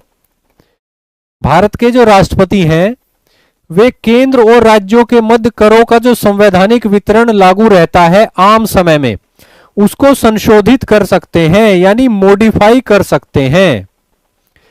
यानी सामान्य समय में केंद्र के द्वारा राज्यों को जो वित्त सहायता दी जाती है, यानी कि करों का जो बंटवारा होता है या फिर जो है अनुदान सहायता दी जाती है, कोई भी वित्तीय ट्रांसफर जो केंद्र के द्वारा किया जाता है राज्यों को सामान्य समय में, उसमें परिवर्तन कर सकते हैं भारत के राष्ट्रपति, आर्टिकल 352 जब लागू हो उस समय। ठीक है, और राष्ट्रपति को यह शक्ति है कि वो केंद्र की ओर से राज्यों को जाने वाला जो वित्तीय ट्रांसफर है यानी पैसा है, उसको या तो कम कर सकते हैं या तो उसको पूरा शून्य ही कर सकते हैं। ठीक है बच्चों, जो ट्रांसफर होता है फाइनेंसिस का केंद्र की ओर से राज्यों को सामान्य समय में, उसको राष्ट्रपति मॉडिफाई कर सकते हैं, संशोधित कर सकते हैं उस समय जब आर्टिकल 352 के अंतर्गत आपातकाल की उद्घोषणा लागू हो। और राष्ट्रपति क्या कर सकते हैं, जो पैसा जाना होता है केंद्र से राज्यों को, उसे कम भी कर सकते हैं और उसे पूरी तरह से समाप्त भी कर सकते हैं। प्रेसिडेंशियल ऑर्डर के द्वारा, राष्ट्रपति के द्वारा जारी आदेश के द्वारा ऐसा किया जा सकता है। और राष्ट्रपति के आदेश द्वारा जो ये मॉडिफिकेशन किया जाता है, ये उस वित्त वर्ष के अंत तक लागू रहता है जिस वित्त वर्ष के दौरान आपातकाल की उद्घोषणा को वापस लिया जाता है, यानी आपातकाल की उद्घोषणा को समाप्त किया जाता है। क्लियर है बच्चों? राष्ट्रपति के द्वारा ये जो मॉडिफिकेशन किए जाते हैं ये तब तक जारी रहेंगे जब तक वो वित्त वर्ष फाइनेंशियल ईयर समाप्त नहीं हो जाता जिस वित्त वर्ष के दौरान आपातकाल की उद्घोषणा को वापस लिया जाता है। ठीक है, और राष्ट्रपति का ऐसा आदेश जो है वो संसद के दोनों सदनों के समक्ष रखा जाता है। राष्ट्रपति का ऐसा आदेश संसद के दोनों सदनों के समक्ष रखा जाता है।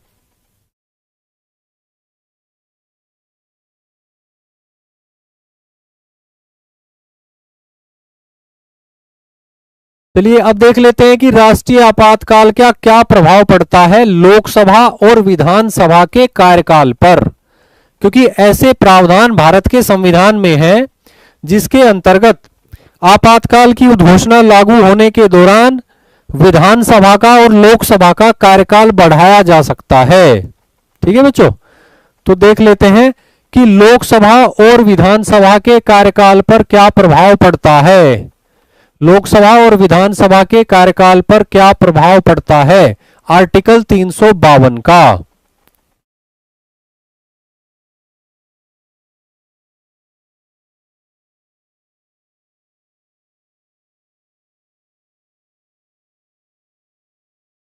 भारत के संविधान के आर्टिकल 352 के अंतर्गत जब आपातकाल की उद्घोषणा लागू हो जाती है, ठीक है, तो लोकसभा और विधानसभा के कार्यकाल पर क्या असर पड़ता है इसको देख लेते हैं।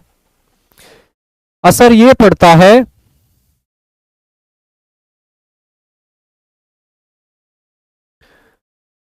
बिल्कुल शिवम जी, आप ठीक कह रहे हैं, मैं भी यही बोल रहा हूं कि राष्ट्रपति का जो ऐसा आदेश होता है वित्तीय संबंधों से संबंधित, उसको संसद के दोनों सदनों के समक्ष रखना आवश्यक है।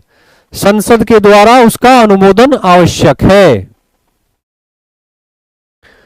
ठीक है बच्चों, देखते हैं कि लोकसभा और विधानसभा के कार्यकाल पर क्या प्रभाव पड़ता है। दोनों के कार्यकाल में वृद्धि संभव है। अगर संसद चाहे तो विधि बनाकर, अगर संसद चाहे तो विधि बनाकर लोकसभा का और विधानसभा का कार्यकाल जो है वो बढ़ा सकती है, ऐसे समय जब 352 के अंतर्गत आपातकाल की उद्घोषणा लागू हो। ठीक है बच्चों, भारत की संसद जो है वो विधि बनाकर लोकसभा या विधानसभा का कार्यकाल बढ़ा सकती है, और दोनों के कार्यकाल को बढ़ाने की जो प्रक्रिया है वो लगभग एक जैसी ही है, उसमें कोई फर्क नहीं है। ठीक है बच्चों, लोकसभा और विधानसभा दोनों का कार्यकाल बढ़ाया जा सकता है, यानी लोकसभा केंद्र के स्तर पर और किसी राज्य की विधानसभा जिसका कार्यकाल बढ़ाना आवश्यक समझे भारत की संसद। ठीक है बच्चों, तो कार्यकाल में वृद्धि संभव है, संसद द्वारा विधि बनाकर ऐसा किया जा सकता है, और एक बार में कार्यकाल जो है वो 1 साल के लिए ही बढ़ाया जा सकता है। यानी एक बार संसद अधिनियम बनाकर कार्यकाल बढ़ाएगी तो वो 1 वर्ष के लिए ही बढ़ाया जाएगा एक बार में। लेकिन एक एक वर्ष करके जो है वो कितना भी बढ़ाया जा सकता है, उसकी कोई अपर लिमिट नहीं है। एक एक वर्ष करके, यानी प्रतिवर्ष संसद के द्वारा अधिनियम बनाकर लोकसभा या किसी राज्य की राज्यसभा का कार्यकाल बढ़ाया जा सकता है। एक एक वर्ष करके कितने भी समय तक बढ़ाना संभव है। अधिकतम समय सीमा नहीं दी गई है भारत के संविधान में। ठीक है बच्चों, लेकिन ये जो अवधि का विस्तार है, चाहे वो लोकसभा का हो चाहे किसी विधानसभा का हो, ये आपातकाल की समाप्ति के बाद 6 महीने से अधिक नहीं बढ़ाया जा सकता। अपने आप ऐसी परिस्थिति में 6 महीने पूरे होते ही लोकसभा हो या विधानसभा हो, वो अपने आप डिसोल्व हो जाएगी, अपने आप विघटित हो जाएगी। ठीक है बच्चों, लोकसभा और विधानसभा का कार्यकाल बढ़ाना संभव है, संसद विधि द्वारा ऐसा कर सकती है। एक बार में 1 वर्ष ही बढ़ाया जा सकता है, एक एक वर्ष करके कितने भी समय तक बढ़ाया जा सकता है। ठीक है, लेकिन अधिकतम बढ़ाने की एक लिमिट है, और वो लिमिट ये है कि आपातकाल की समाप्ति के बाद 6 महीने से अधिक नहीं बढ़ाया जा सकता। आपातकाल का समय समाप्त हुआ और उसके बाद 6 महीने पूरे होते ही लोकसभा और विधानसभा जो विस्तारित कार्यकाल में चल रही हो वो अपने आप ही विघटित हो जाती हैं।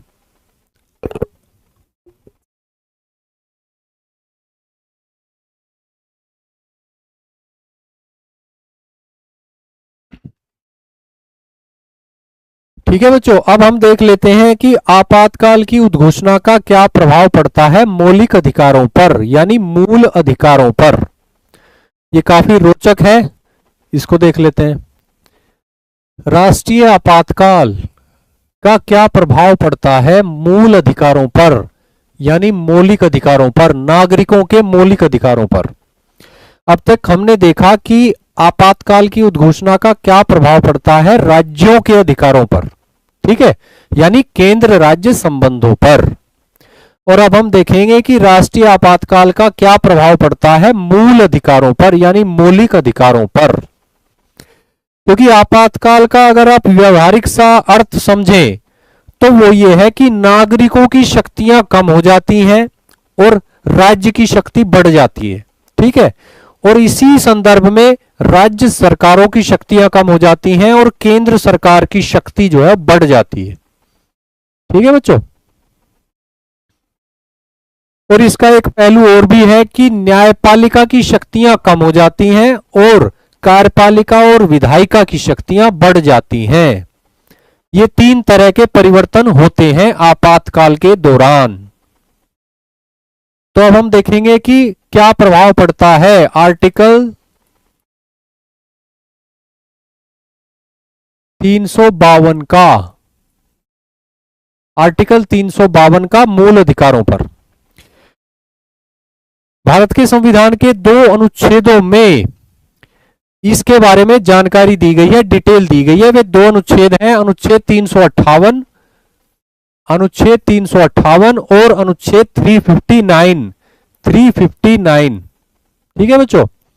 राष्ट्रीय आपातकाल यानी आर्टिकल 352 के अंतर्गत आपातकाल की उद्घोषणा का मूल अधिकारों पर जो प्रभाव पड़ता है वो दिया गया है आर्टिकल 358 में और आर्टिकल 359 में।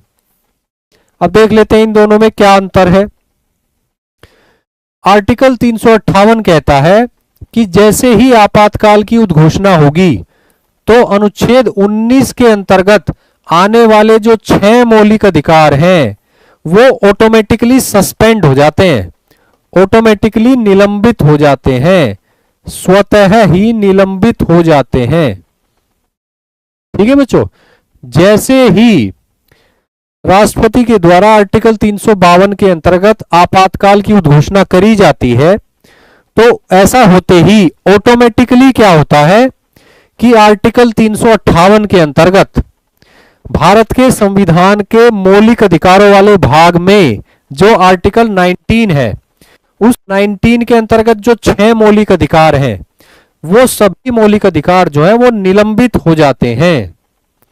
और ये निलंबन तब तक रहता है जब तक कि आपातकाल की उद्घोषणा लागू रहती है। ठीक है बच्चों।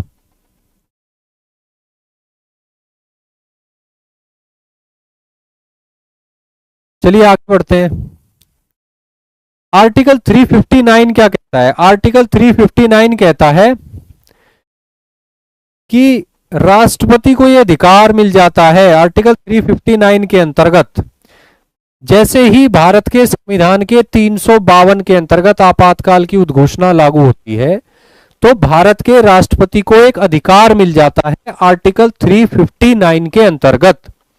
और वो अधिकार ये है कि राष्ट्रपति आदेश निकाल सकते हैं, प्रेसिडेंशियल ऑर्डर निकाल सकते हैं और उस प्रेसिडेंशियल ऑर्डर में लिखकर कुछ मौलिक अधिकारों को लागू कराने के लिए नागरिकों के पास जो अधिकार होता है न्यायालय जाने का, उसको निलंबित कर सकते हैं किसी निश्चित समय के लिए या फिर भारत के किसी निश्चित भाग में। ठीक है बच्चों।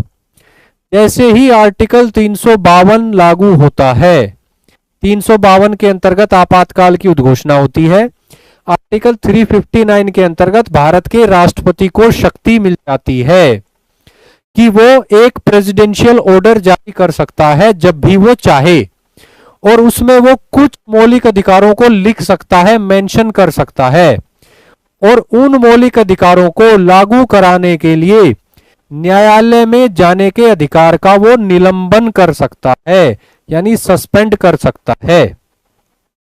ठीक है बच्चों।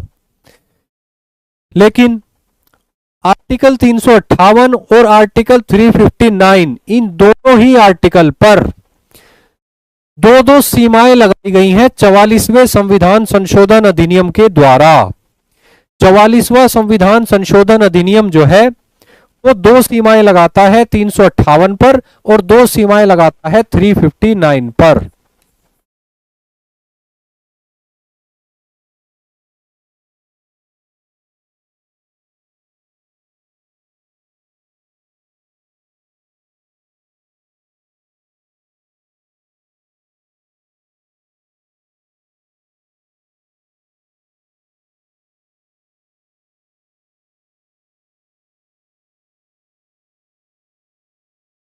ये बहुत ही महत्वपूर्ण संविधान संशोधन है। आर्टिकल 358 पर भी और आर्टिकल 359 पर भी 44वां संविधान संशोधन अधिनियम 1978 जो है 2 सीमाएं आरोपित करता है। ठीक है बच्चों। सीमाएं क्या क्या हैं वो देख लेते हैं। आर्टिकल 358 जो है इसके अंतर्गत ये जो आर्टिकल 19 के मौलिक अधिकारों का निलंबन होता है ये केवल 2 ही आधारों पर हो सकता है, या तो युद्ध के आधार पर और या फिर बाह्य आक्रमण के आधार पर।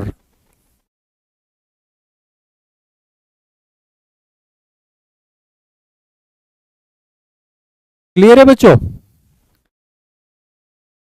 आर्टिकल 358 के अंतर्गत जो कार्य होता है, यानी कि आर्टिकल 19 के अंतर्गत आने वाले 6 अधिकार जो है स्वतः निलंबित हो जाते हैं, लेकिन यह तभी होता है जब आपातकाल की उद्घोषणा केवल 2 आधारों पर की गई हो। ठीक है, या तो युद्ध के आधार पर की गई हो या बाह्य आक्रमण के आधार पर की गई हो, यानी कि कुल मिलाकर एक्सटर्नल इमरजेंसी के आधार पर की गई हो। अगर आपातकाल की उद्घोषणा सशस्त्र विद्रोह के आधार पर की गई है तो फिर आर्टिकल 358 लागू नहीं होता। आर्टिकल 358 लागू नहीं होता अगर आपातकाल की उद्घोषणा की गई है सशस्त्र विद्रोह के आधार पर। क्लियर है बच्चों? यानी आर्टिकल 358 तभी लागू होता है जब बाह्य आपातकाल लागू किया गया हो।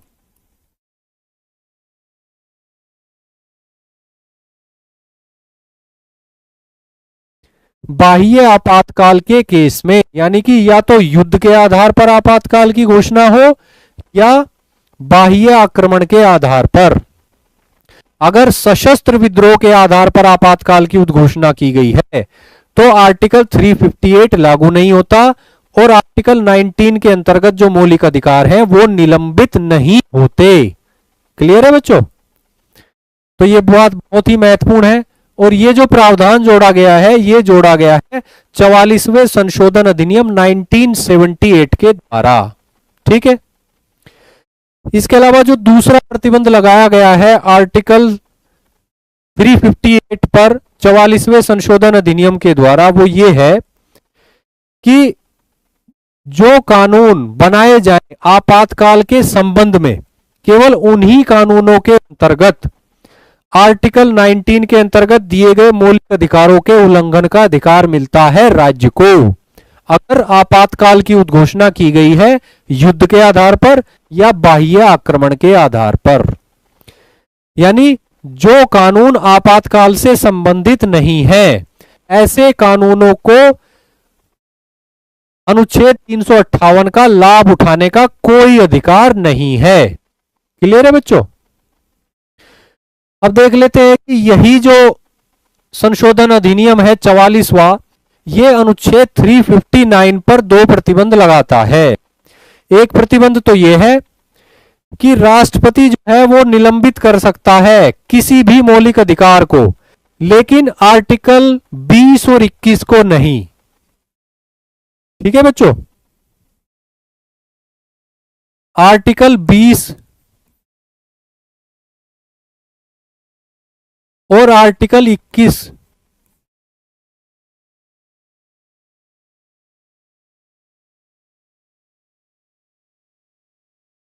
भारत के संविधान के आर्टिकल 20 और आर्टिकल 21 के अंतर्गत जो मौलिक अधिकार प्राप्त हैं उनको लागू कराने के लिए न्यायालय जाने का जो अधिकार है भारत के नागरिकों का, उसको राष्ट्रपति निलंबित नहीं कर सकता आर्टिकल 359 के अंतर्गत। क्लियर है बच्चों? तो ये जो आर्टिकल 20 और आर्टिकल 21 वाली बात है ये जोड़ी गई है 44वें संविधान संशोधन अधिनियम के द्वारा 1978 में।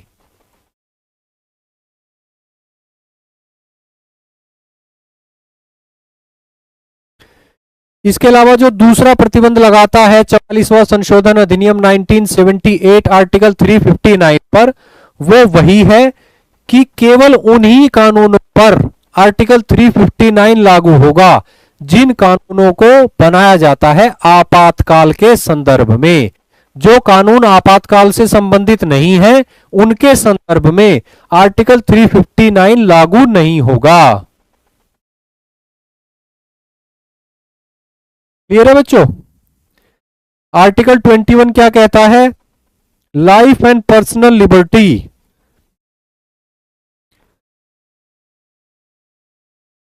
जीवन और दैहिक स्वतंत्रता का अधिकार।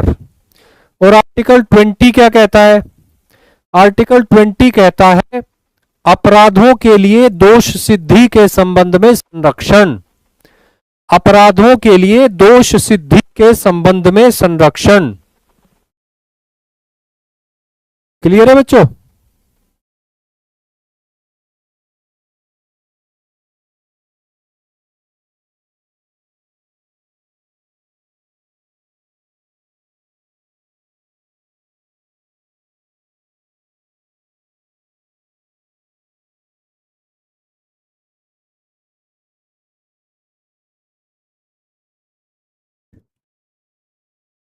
चलिए बच्चों आगे बढ़ते हैं। अब हम एक बार और कंपैरिजन देख लेते हैं, तुलना देख लेते हैं आर्टिकल 358 की और 359 की। तो आपको और अच्छे से क्लियर हो जाएगा कि इन दोनों में क्या अंतर है। अनुच्छेद 358 जो बात करता है कि राष्ट्रीय आपातकाल की परिस्थिति में मौलिक अधिकारों पर क्या प्रभाव पड़ेगा, और आर्टिकल 359 ये भी बात करता है कि राष्ट्रीय आपातकाल की स्थिति में मौलिक अधिकारों पर क्या प्रभाव पड़ेगा। इन दोनों के बीच का अंतर देख लेते हैं। ठीक है बच्चों, आर्टिकल 358 क्या कहता है?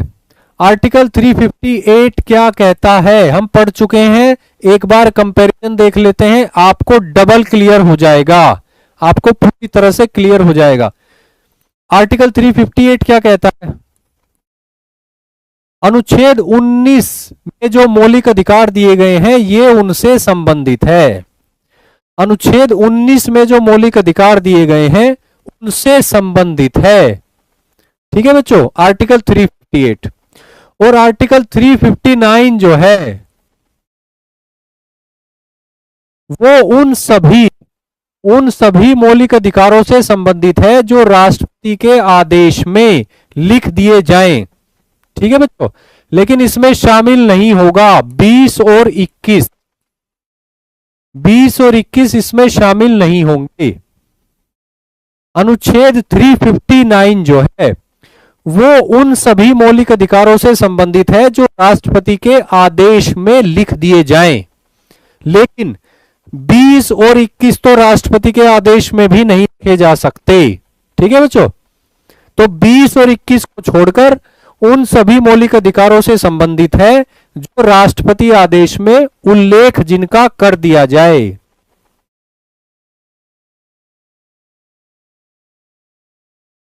इसके अलावा अनुच्छेद 358 जो है वो अनुच्छेद 19 के मौलिक अधिकारों को स्वतः निलंबित कर देता है। ठीक है, अनुच्छेद 359 के अंतर्गत स्वतः निलंबित नहीं होते बल्कि राष्ट्रपति को आदेश निकालना पड़ता है। राष्ट्रपति आदेश के द्वारा ही इन अधिकारों को लागू किया जाना, निलंबित करना संभव है।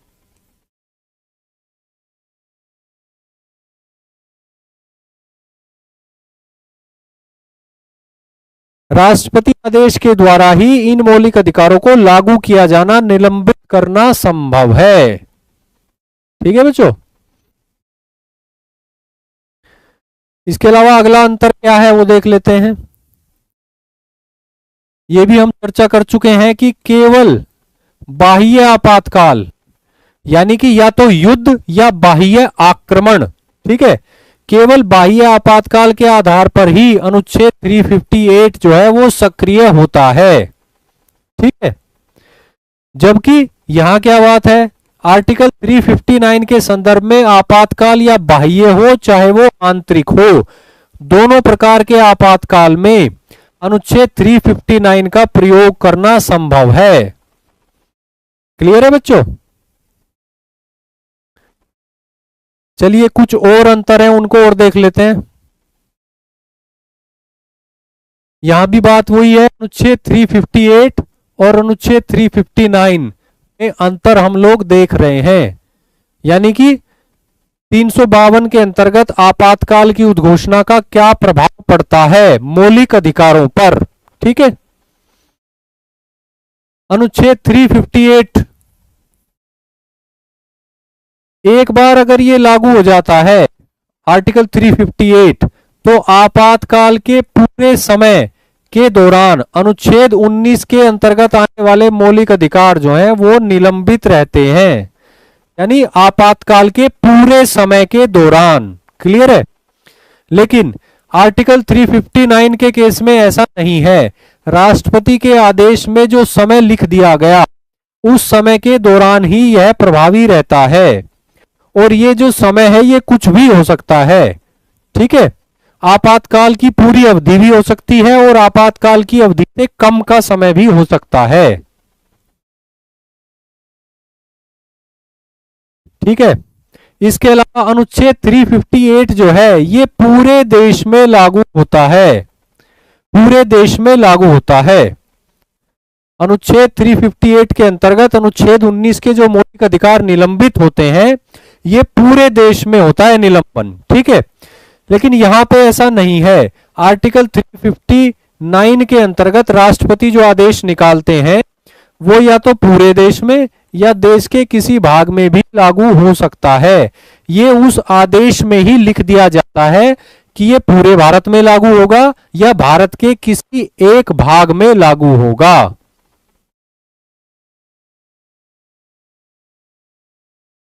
आर्टिकल 358 के अंतर्गत क्या होता है, अनुच्छेद 19 का पूर्ण निलंबन हो जाता है, पूर्ण निलंबन। आर्टिकल 359 के अंतर्गत क्या स्थिति है, अनुच्छेद 20 और 21 को लागू कराने का निलंबन नहीं होता। अनुच्छेद 20 और 21 को लागू कराने के अधिकार का निलंबन नहीं होता।